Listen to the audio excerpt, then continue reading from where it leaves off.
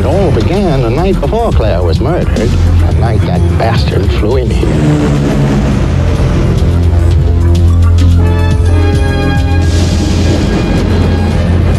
He calls himself Dwight Renfield.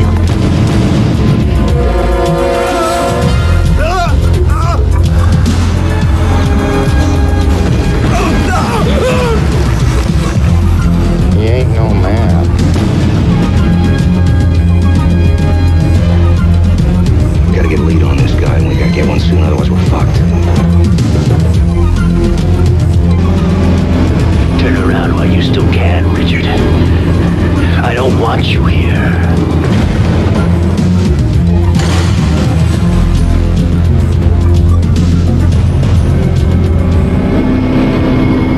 I'm not stopping! Fuck you!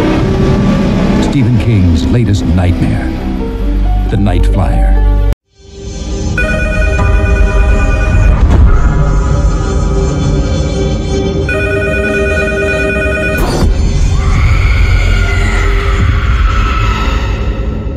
Lorsque la nuit s'abat sur plusieurs aérodromes à travers les États-Unis, des meurtres sont commis. Les ailes de la nuit arrivent. Seulement sont-elles les ailes d'un avion piloté par un aviateur fou et meurtrier, ou les ailes d'un vampire?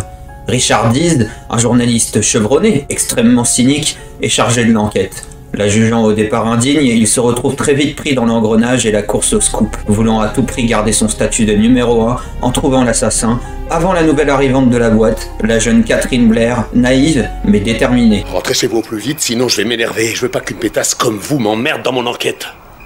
Rien à faire de votre enquête, Dees.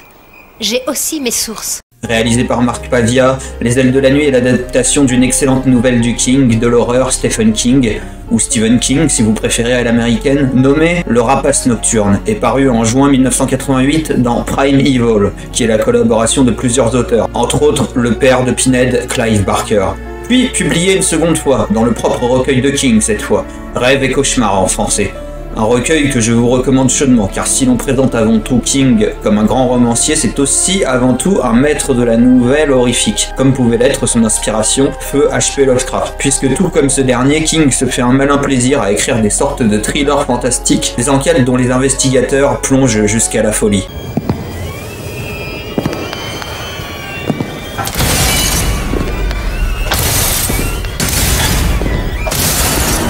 Il faut savoir que Richard P. Rubinstein, producteur du film, qui travaille avec King depuis le Creepshow de George Romero, avait été très enthousiasmé par le moyen-métrage de zombies intitulé Drag de Pavia.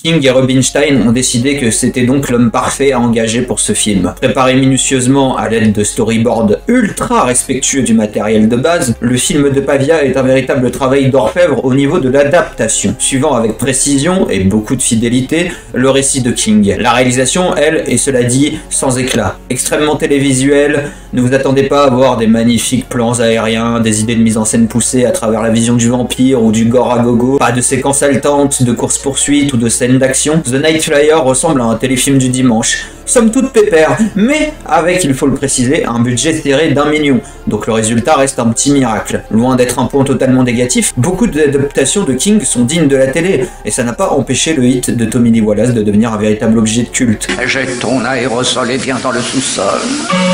Puisque The Night Flyer a un avantage, c'est qu'il bénéficie en effet de la marque King, c'est-à-dire une histoire très solide à la base. Et c'est donc sur le scénario que le film se rattrape et se rachètera complètement auprès des spectateurs fans de fantastique. Recentré sur ses personnages, la grande idée du film c'est d'introduire un tout nouveau personnage féminin, idée de Pavia lui-même et de son co-scénariste Jack O'Donnell, la ravissante Catherine jouée par Julie Entwistle, qui n'aura pas fait grand chose de sa carrière, mais qui ici dans le contexte de ce film entre en totale opposition de par son côté amical et serviable et son envie de bien faire face à notre protagoniste Dees, interprété par le génial Miguel Ferrer, qui dans un rôle similaire à Albert, son personnage de Twin Peaks. You listen to me. While I will admit to a certain cynicism, the fact is that I'm a naysayer and hatchet man in the fight against violence. I pride myself in taking a punch, and I'll gladly take another because I choose to live my life in the company of Gandhi and King. My concerns are global. I reject absolutely revenge, aggression, and retaliation. The foundation of such a method is love. Mais encore plus détestable, nous vend complètement son personnage antipathique, jusqu'au bout. Le film ne recule jamais à faire de Richard Dees un véritable anti-héros qui saura faire tous les coups bas pour garder son enquête pour lui. Vous êtes une proie facile. Dees, arrêtez, qu'est-ce que vous faites? Dees, ouvrez-moi immédiatement. Dees, mais ouvrez tout de suite, vous êtes malade. Dees, Merci pour votre aide, Jimmy. ouvrez-moi. Mais je ne partage pas mon édito.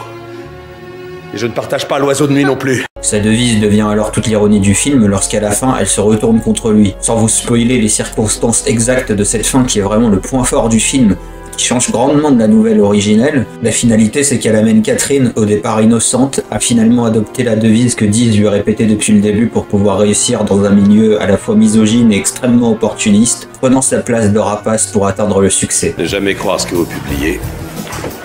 Et ne jamais publier ce que vous croyez.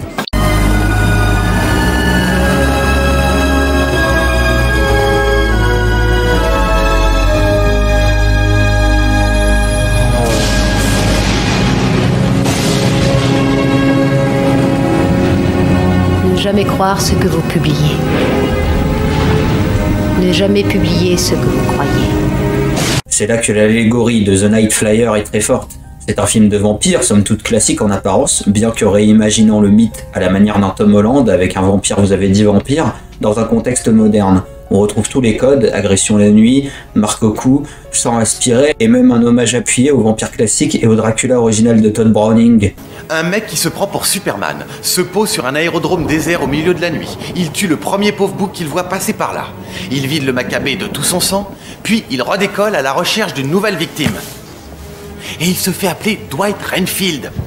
Or, figure-toi que Dwight est le prénom d'un comédien dénommé Dwight Fry qui interprétait le rôle de Renfield, le malade mangeur d'insectes dans la version de 31 de Dracula. Je t'en prie Richard, c'est pas un sujet ça? Mais l'analogie se trouve avant tout dans le vampirisme journalistique. Si le Night Flyer se repaît de chair et de sang tel un rapace, Dees lui aussi, comme un rapace, se nourrit de crimes sordides et de la presse à scandale, se consumant lui-même pour toucher du bout des doigts la gloire en laissant au placard sa propre dignité et ses convictions. Plus le film avance, plus on constate que notre héros n'est finalement pas si loin dans sa quête de vérité, de ressembler à l'antagoniste dans sa quête de sang. Ton goût pour le sang m'intrigue. Nous avons de nombreux points communs, toi et moi. Peut-être as-tu besoin de moi. Mais tu n'es pas le seul à avoir besoin de moi. Remarquablement bien écrit et accompagné par la sublime et envoûtante musique de Brian Keane, The Night Flyer est un film sombre sur un milieu rempli de requins, à la fin amer et sans espoir, sur la corruption totale des gens qui viennent y travailler, et à la fois étrangement satisfaisant puisqu'en quelque sorte, Richard Dees dans la conclusion finit par avoir ce qu'il méritait depuis le début de cette histoire. Le haut du panier dans les adaptations de King donc. Un très bon film que j'aime beaucoup qui, bien loin d'un ratage comme le Shining de Mick Garris, prend parti de son approche télévisuelle pour s'effacer derrière et avant tout bien nous narrer son histoire. Un grand cru du King, tout à fait honnête et regardable. Ne trouvant pas de distributeur preneur, le film ne sortira que pour une durée très limitée au cinéma avant le marché vidéo, avec quelques critiques et réactions positives. Mais il ne connaîtra jamais de suite, pourtant prévu à la base. C'est peut-être pas plus mal.